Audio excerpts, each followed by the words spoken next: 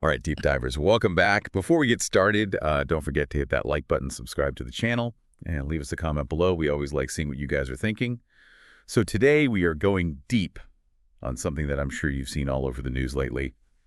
President Biden calling some Trump supporters garbage. Huge political misstep. Or just like, locker room talk. Is this worse than Hillary Clinton's deplorables moment? There's a lot to unpack here, so let's get into it. Well, to really understand what's going on here, we actually have to go back to a Trump rally at Madison Square Garden. Comedian Tony Hinchcliffe was performing, and he made a pretty offensive joke calling Puerto Rico a floating island of garbage. Oh, wow. So that's what was going on, and then Biden's garbage comment came in response to that. Okay, so was this like a calculated move by Biden, or is this like a genuine slip-up? Well, Biden's team is claiming that he was actually calling the comedian's comment garbage. Not Trump supporters themselves. They're calling it the apostrophe defense because Biden specifically said, the only garbage I see floating out there is his supporters. Emphasizing the apostrophe defense. Come on now. That seems like a bit of a stretch. Yeah, it does seem like kind of a weak defense. But regardless of Biden's intention, the public reaction has been pretty intense. A lot of people are comparing it to Hillary Clinton's deplorables comment from a few years back. Yeah, it's interesting because just like with deplorables, some Trump supporters are actually embracing the garbage label. I even saw a photo of Trump wearing a garbage collector's vest on the campaign trail. That's right. Some people are really trying to turn this insult into like a badge of honor. But what's really striking to me is the hypocrisy of the situation. Trump and his supporters often use incredibly harsh rhetoric themselves, but then act like they're the victims when they face any criticism. Yeah, that's a good point. I mean, Trump has a history of inflammatory language. He's called immigrants vermin, suggested that his opponent should be executed. The list goes on and on. You're absolutely right. This garbage situation really highlights the double standard that often seems to be at play in our political discourse. Trump can dish it out, but he can't take it. And it fits into this broader pattern of bullying and then having a thin-skinned reaction to criticism. It makes you wonder, does the media hold Democrats and Republicans to different standards when it comes to verbal attacks? What do you think? That's a really important question and one that deserves a closer look. We often see that certain types of language are considered more acceptable coming from one side of the political spectrum than the other. It raises some big questions about media bias and how we perceive different political figures. Definitely something to think about. You know, it's fascinating. This garbage remark, it wasn't just like a one-off incident. If we look at Trump's rhetoric throughout his entire political career, it's filled with examples of him using insults and putting down his opponents. Yeah, he definitely seems to thrive on that strong language. Yeah. To get reactions and create this image of himself as like a tough-talking leader who doesn't play by the rules. Exactly. And what's even more interesting is that his supporters often seem to love it. They see it as a sign of strength and authenticity and, a rejection of political correctness. Like, he's not afraid to just say what he thinks. Right. But is there a risk in that? Like normalizing that kind of aggressive language? I mean, where's the line between like powerful rhetoric and just outright bullying? That's the key question here. When political discourse becomes dominated by insults and personal attacks, it's really difficult to have a productive conversation about the real issues.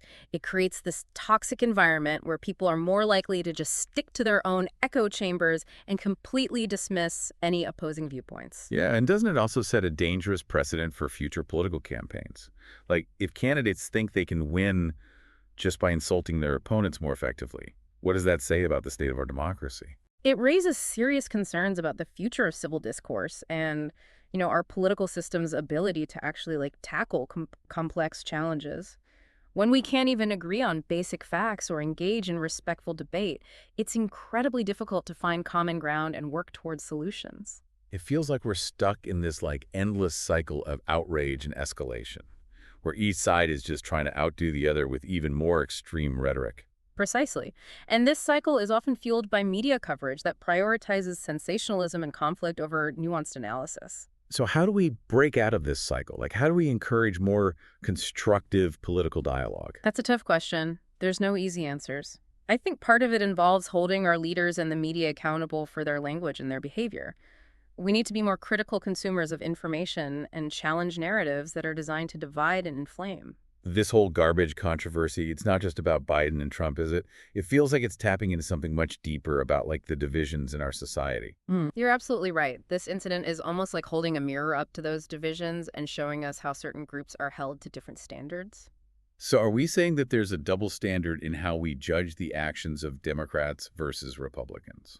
It's certainly worth considering. We've seen plenty of examples where language or actions that are condemned coming from one side are completely excused or even celebrated coming from the other side. Yeah, it's like there are these unspoken rules about what's okay to say and what's not. And those rules seem to change depending on who's in power or who's speaking. Exactly.